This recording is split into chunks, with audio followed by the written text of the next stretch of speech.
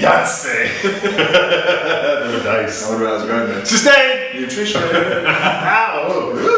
Hello, Joe. We're talking about Consistency, calories, and... results. There's another one, no. Portion sizes. Portion sizes, there we go. So well rehearsed. You can't see the auto cue. So, one thing that we always get is that people say, I've plateaued, what do I do now?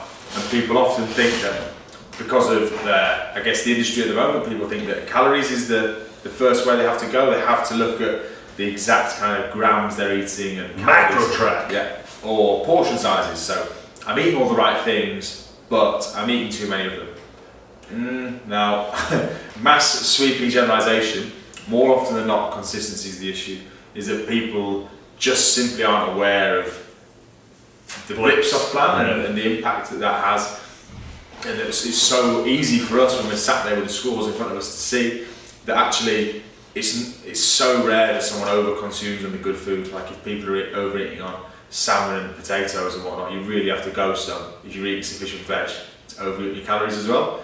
So it just takes being honest and having a look at your food and being precise with where the issues are.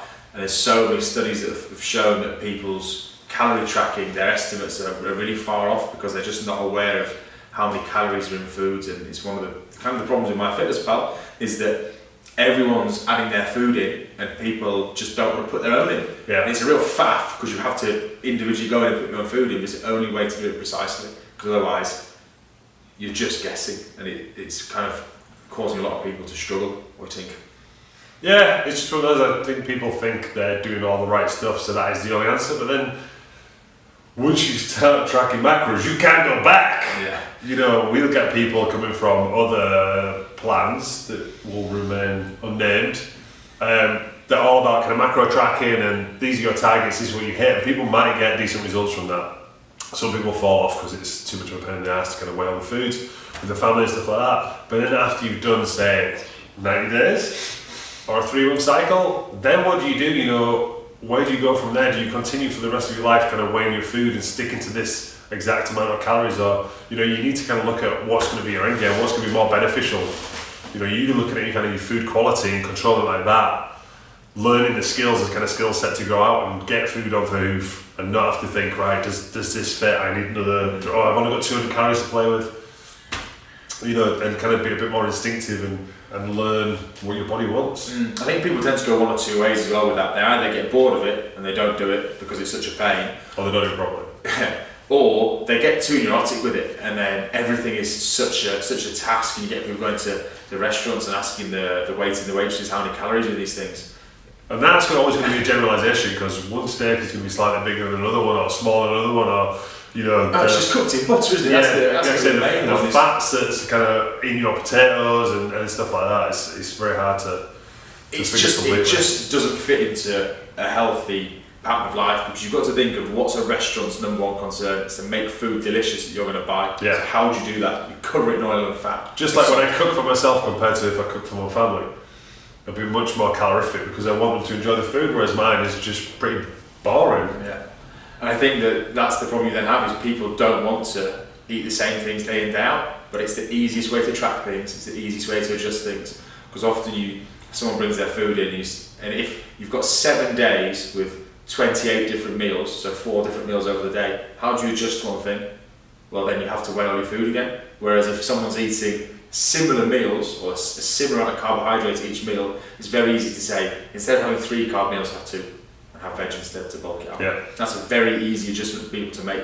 But to say to someone, we're going to move you from 200 grams of carbs to 175, if you're having 4 different carb sources every day, how would you do that? You only know at the end of the day, and you go, I missed it. Shit. Yeah. So that's it. I saw quite an interesting analogy someone came up with. So they were saying they were kind of quite behind the idea of tracking macros and weighing all your food, saying that was basically the only way you could lose weight. And he was saying, if you wanted to save money, you went to your accountant. And then you just said to the accountant, like, well, I'm just gonna wing it. I'm just gonna try and save some money without tracking anything. You'd never be able to do it. But I'm pretty sure if you're like, well, I'm just going to stop buying an expensive coffee, I'm going to get the bus instead of getting the car, these are simple things you don't have to track that are going to save you money.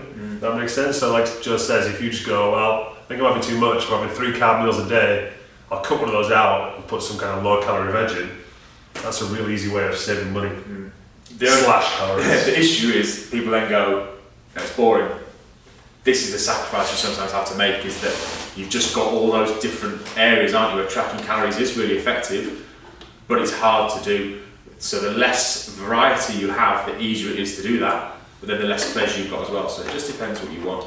You just have to be aware that there's flaws with everything, that every nutritional approach. So pick what works for you, and be consistent. That's the thing, isn't it? Back to the starting point. So many people believe they've exhausted an approach.